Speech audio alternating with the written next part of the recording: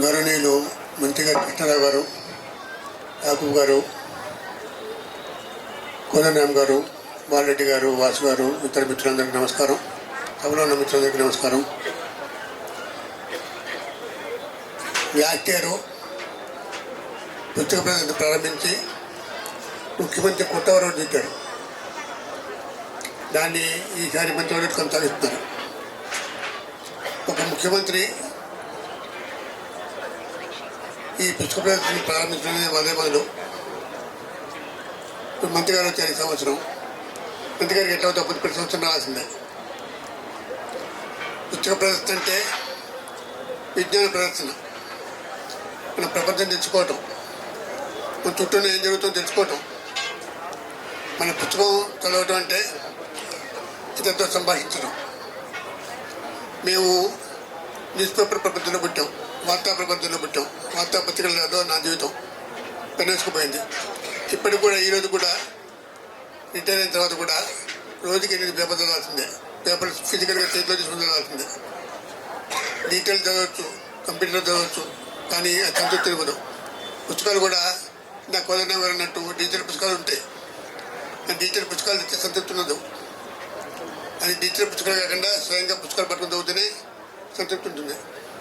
అట్లా రకరకాల పుస్తకాలు ఉన్నాయి. పౌర హక్కులు కూడా ఉన్నాయి. ఇక్కడ బాలగోపాల్ గారి పుస్తకం ఉంది ఇక్కడ. అట్లాగే చాలామంది ముసుగు పుస్తకాలు ఉన్నాయి. ప్రసారేంద్ర, ప్రజాశక్తి, నవ తెలంగాణ, రకరకాల సంస్థల పుస్తకాలు ఉన్నాయి. మొత్తం ప్రపంచంలో ఉన్న తెలుగు పుస్తకాలన్నీ ఇక్కడ నిలబడతాయి. మనకి ఢిల్లీ నుంచి పబ్లిషర్స్ వస్తారు, ఢిల్లీ నుంచి కూడా పబ్లిషర్స్ వస్తారు, చెన్నై నుంచి, బెంగళూరు నుంచి కూడా పబ్లిషర్స్ వస్తున్నారు, ఇతర ప్రాంతాల నుంచి కూడా పబ్లిషర్స్ వస్తారు. ఇక్కడ జనం ఒకరోజు 2 రోజులు రావడం కాదు, రోజు రావాలి. రోజు కుటుంబంగా రావాలి. పిల్లలు తీసుకుని రావాలి. పిల్లలు చెప్పాలి, ప్రతి స్టాల్లో చెప్పాలి. పుస్తకాలు ఏ పుస్తకాలు చూడాలి, పరిచయం చేయాలి. ఈ సంవత్సరం ఈ 10 రోజుల్లో 40 పుస్తకాలు ఆవిష్కరిస్తున్నారు.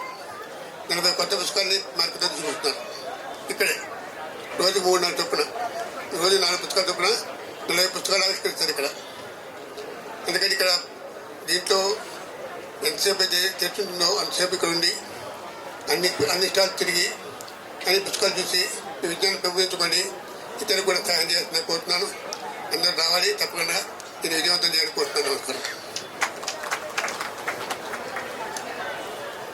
ధన్యవాదాలు సార్. రియాజ్ గారిని, రాష్ట్ర గ్రంథాలయ చైర్మన్ రియాజ్ గారిని 2 నిమిషాలు మాట్లాడాల్సింది కోరుతున్నాను.